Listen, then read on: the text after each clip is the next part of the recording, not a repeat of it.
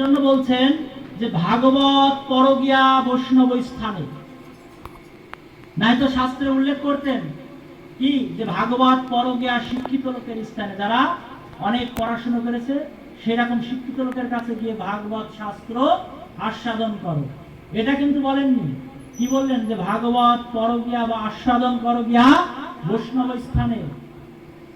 যারা রসিকজন, বুঝিবে রসিকজন, না বুঝিবে মূঢ়।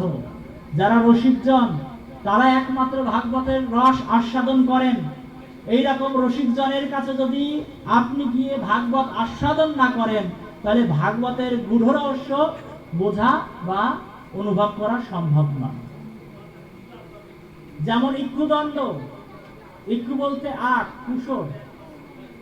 এই আখের মধ্যে যে রস আছে, মিষ্টতা আছে, যে আখ ফ্রাই করে, আখ থেকে যে রস বের করে, সেই একমাত্র জানে যে এর মিষ্টতা বা এর রসের আস্বাদন কি। এখন আমি যদি না জানি, তা আমি ভাববো কি একটা ডান্ডা অর্থাৎ লাঠি, একটা শক্ত লাঠি। কিন্তু যে জানে ওই আখের মধ্যে রস আছে এবং রসের যে স্বাদ সেটা পান করতে হয়, আস্বাদন করতে হয়, সে ঠিক কিন্তু ওটাকে লাঠি মনে করবে না। ওটা নিয়ে দেখুন, ও ঠিক প্রসেসিং করে সেই রস বের করে এক গ্লাস জল রস আপনার সামনে দিয়ে দেবে।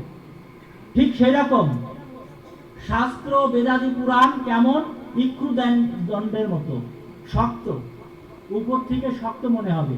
কারণ তা বলছেন সমস্ত শ্লোক কি সংস্কৃত ভাষা, দেবনাগরী ভাষা বলা হয় সংস্কৃতকে। তা বলছেন এটা বাংলা অক্ষরে লেখা হচ্ছে, লেকিন উচ্চারণ তো সংস্কৃত। এবার সংস্কৃত উচ্চারণ যদি করতে হয়, তাহলে এবার আসুন ব্যাকরণ জানতে হবে। ব্যাকরণের 3টা পার্ট, আদ্য মধ্য উপাধি। তার মধ্যে 7টা আপনার বিভাগ করা আছে, সংজ্ঞা, সন্ধি, শব্দ, কারক, ধাতু, হ্যাঁ, তারপরে তদ্ধিত। এই সম্পূর্ণ জানার পরে তারপরে ব্যাকরণগত জ্ঞান হবে। এবার তারপরে ন্যায় আদি পড়তে হবে, মীমাংসা করতে হবে, মীমাংসা পড়তে হবে।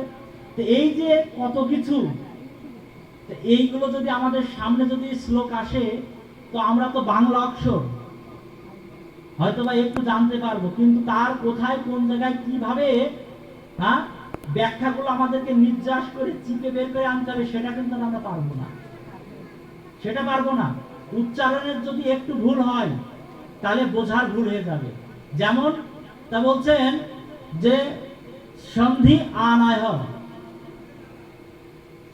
বা সিন্ধু আনায়। এখন শাস্ত্রে উল্লেখ করেছেন সিন্ধু শব্দের 2টা অর্থ।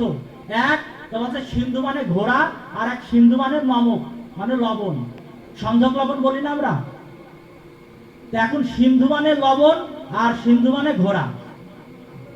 এখন যুদ্ধক্ষেত্রে যদি বলা হয় সিন্ধু আনয়তি, লবণের প্যাকেট যদি নিয়ে চলে যাওয়া হয়, তা হবে?